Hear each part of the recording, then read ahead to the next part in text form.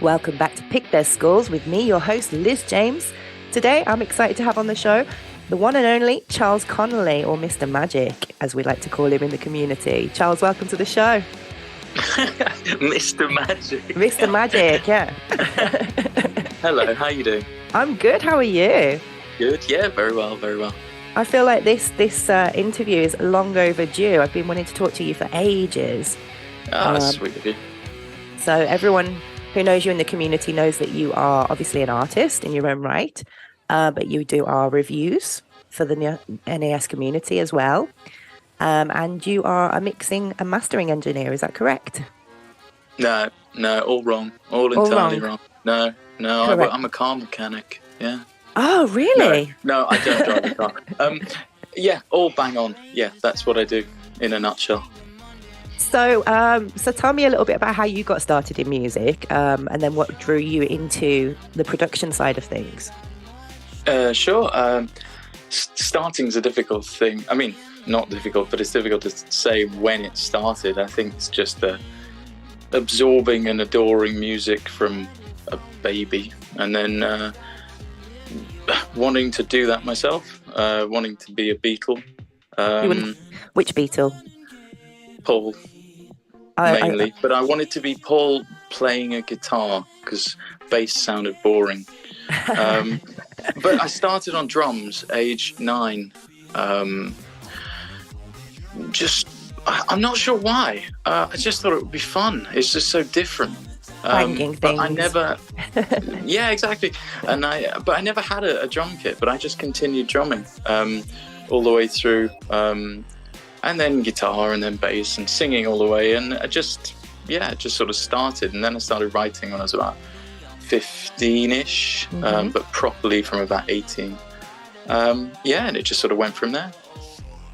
Yeah. So, what drew you into the mixing and mastering side of it? What was that?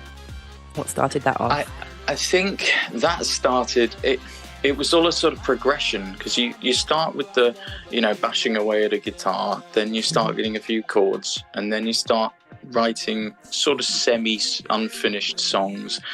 Then you write a song, then you record a song, and then the recording's rubbish, but then pretty bad. Then you get into production, so it's a bit more honed. And then finally after that, after years, it was just the sort of, okay, everything's good, up to the point of sound.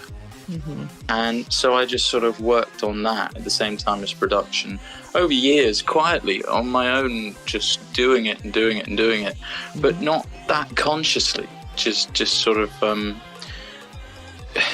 wanting it to generally be as good as possible. So it wasn't like I wasn't doing what I do these days, which is just constant research and really trying to progress and get better and better. But yeah, and I just started getting I was right from the beginning of putting my music up sort of publicly. I was getting compliments on the songs and the voice and things like that, but it was about a month or two, and I started getting loads of compliments on the sound, the mixing, and I just thought, really? Okay, cheers. And then I started getting messages saying, would you be able to mix mine? And I just thought, what?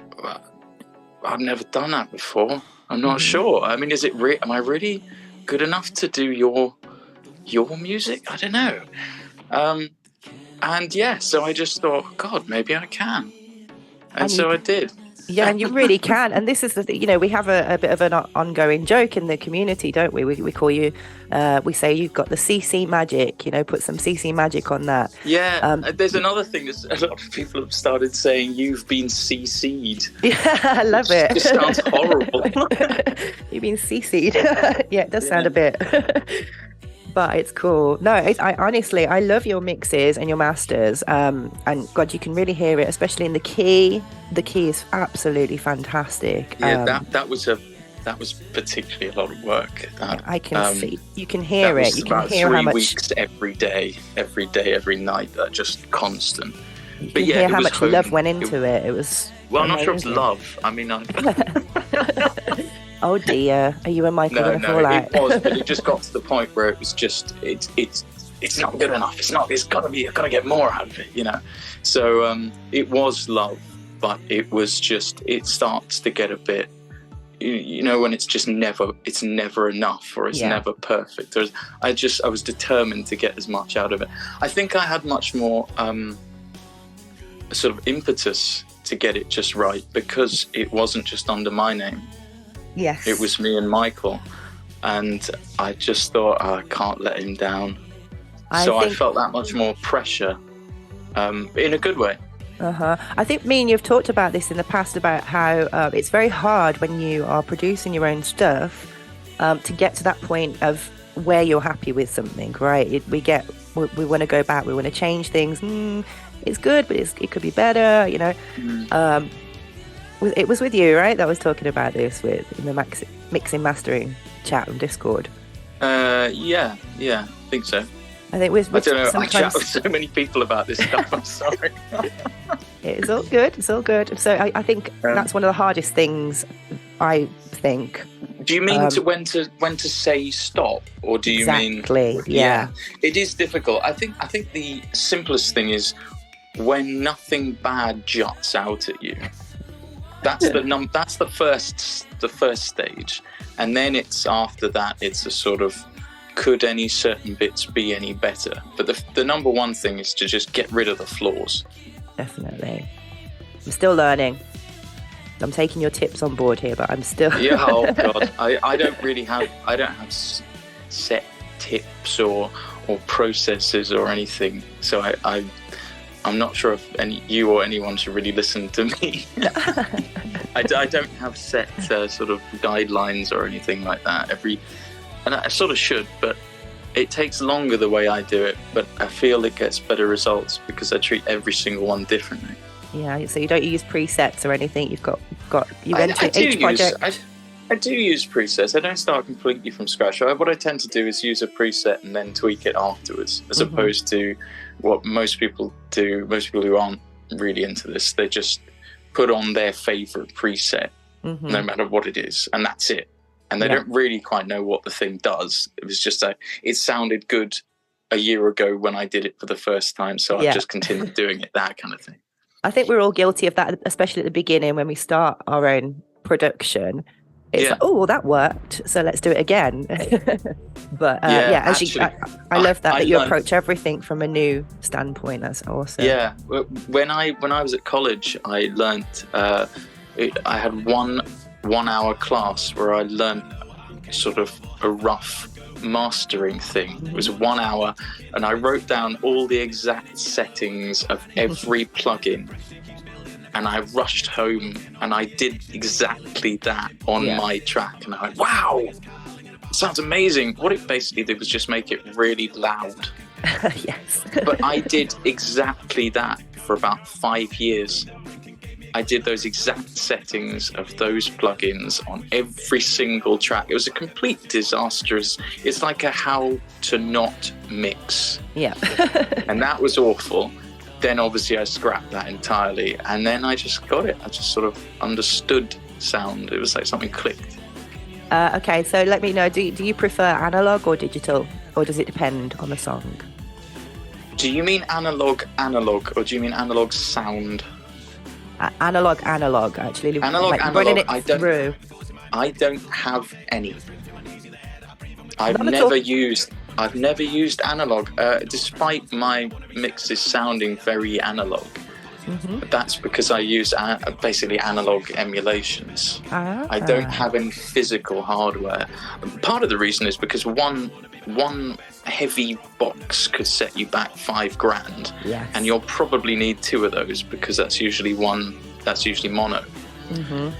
And you can only use one at a time. So if you want it on 3 tracks, you've got to keep bouncing or keep, so that's the main reason. It's just I've got a plug-in version. These days they're damn good. If I could use the original the original things, that would be great. But any that you recommend? Space and of real stuff. know of the digital stuff? Anything that you particularly love using that gets this kind of analog effect? So there's so much, but that's the thing. A lot of people say, like, I want that analog vibe, and they want that analog plugin with that analog button. And it's not really like that. It's it's a mix of many things. Of the modern plugins, of the distortion-y kind of plugins, I do like RC20. It's a bit heavy on things, like it's a bit over the top, but I got it at an amazing deal about a year or two ago, and it was about, I think it was about £14 or something like that, and it's normally nearly 100, so that's pretty good. But I use a lot of ones that just look dull and no one's ever heard of them, and they're, or not no one's ever heard of them, but they're not, you know, they're not fun, exciting things that do magic stuff. It's all lots of little subtle things and just builds up to be something good. Excellent. All right, let's take a listen to The Key by The Blindfold Experience and Charles Connolly.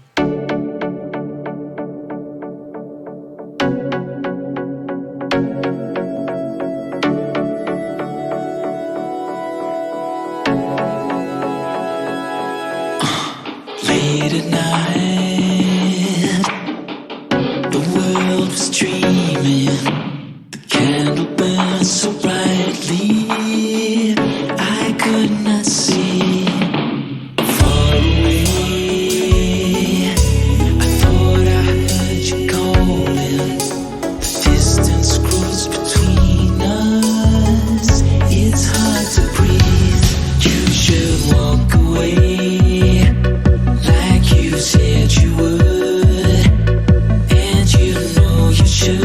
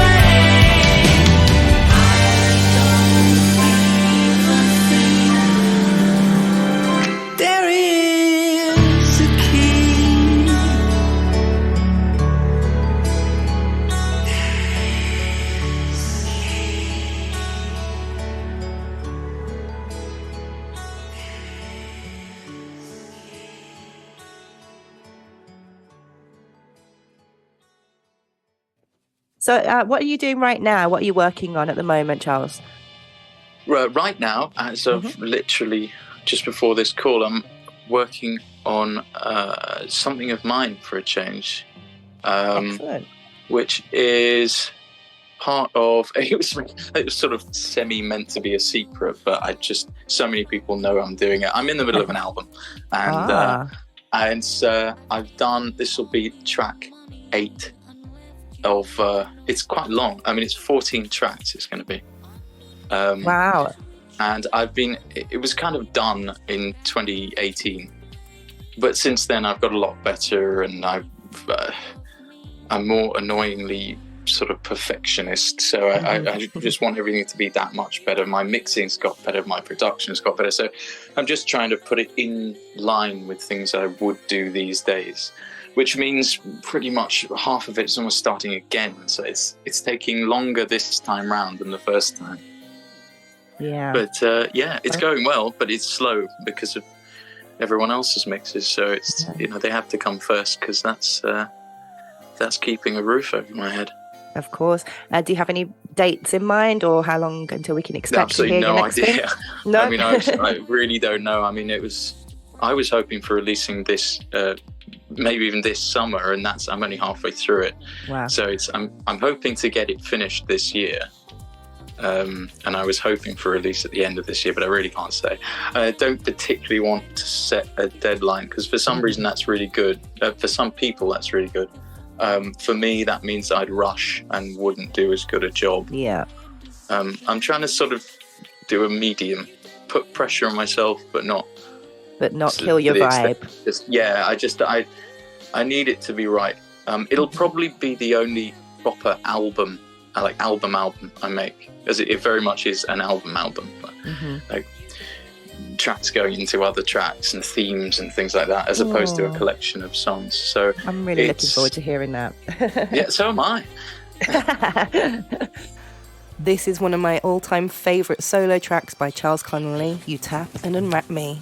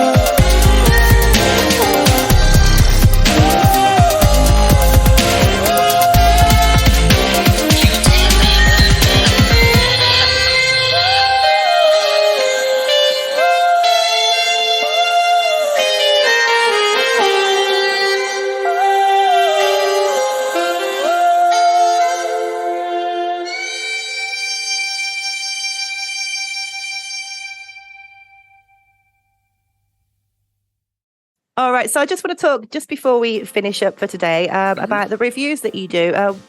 How was it that you decided to become a reviewer? What was it that gave you that desire to do that? Well, it wasn't actually really that. It wasn't me. I was asked.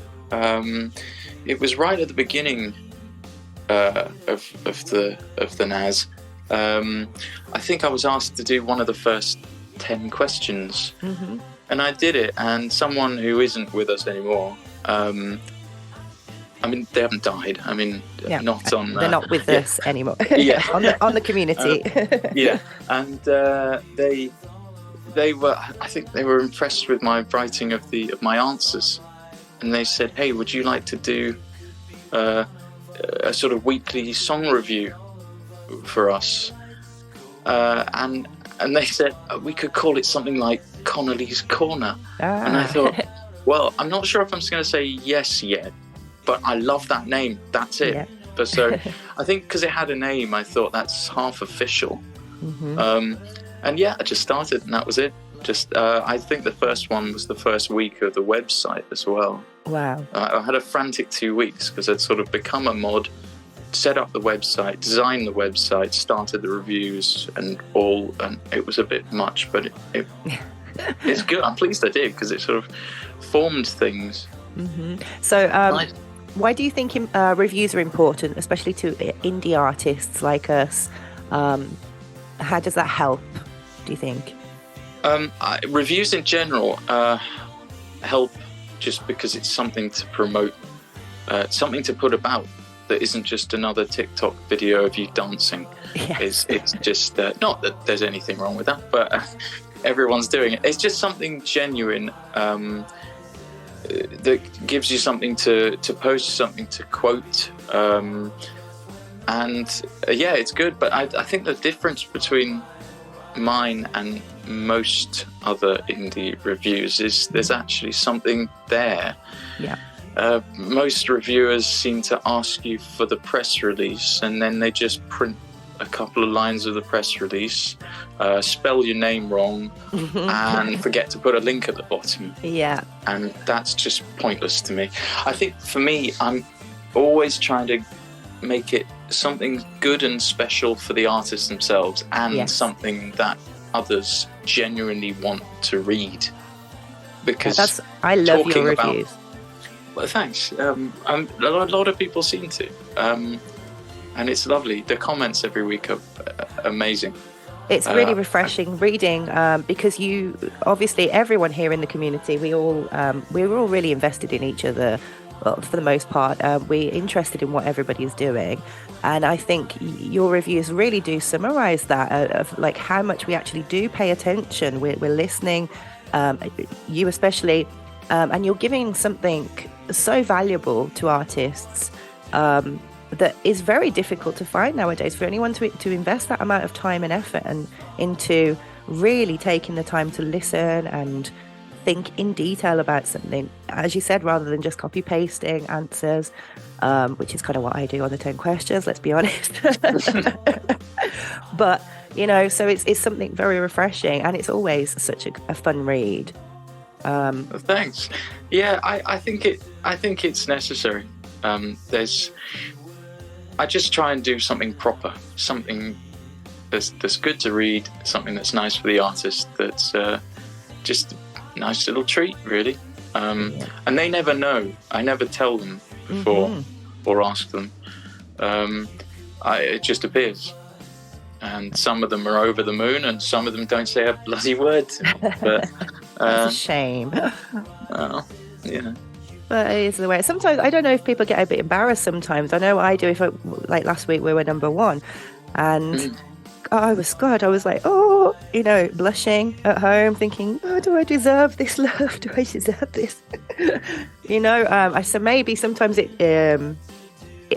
people don't know what to say. Perhaps. Yeah, could be, but you do deserve it. Oh, thank you. So do you. So let's take a listen now to one of Charles Connolly's greatest hits. It's a firm favourite in NAS charts. It's Europe in the Summertime.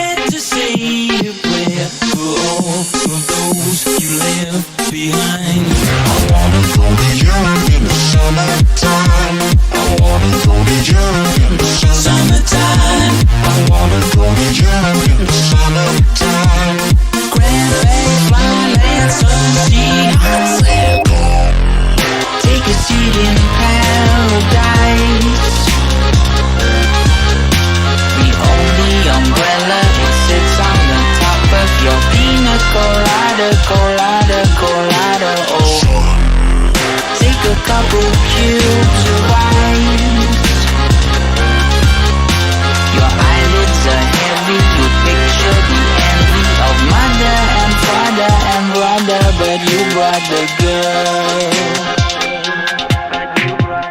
Turn up the sun and get away. No time to change your mind.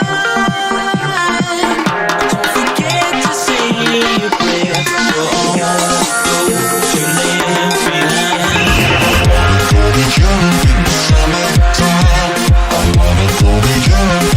Summertime. Grab bag, fly, land, sun, sea, hot sand, drop, land, work, band, iced tea, suit, tan. I wanna wait around forever. Take me out in the sun. Got the fun, got the feeling, good time. I wanna believe in the sunshine. Got the fun, got the feeling, good time. I wanna believe in the sunshine.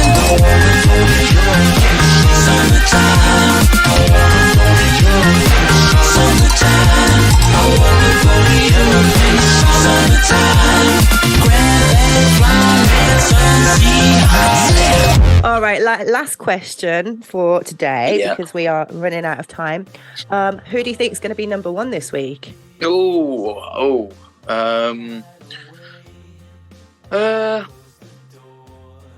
It'd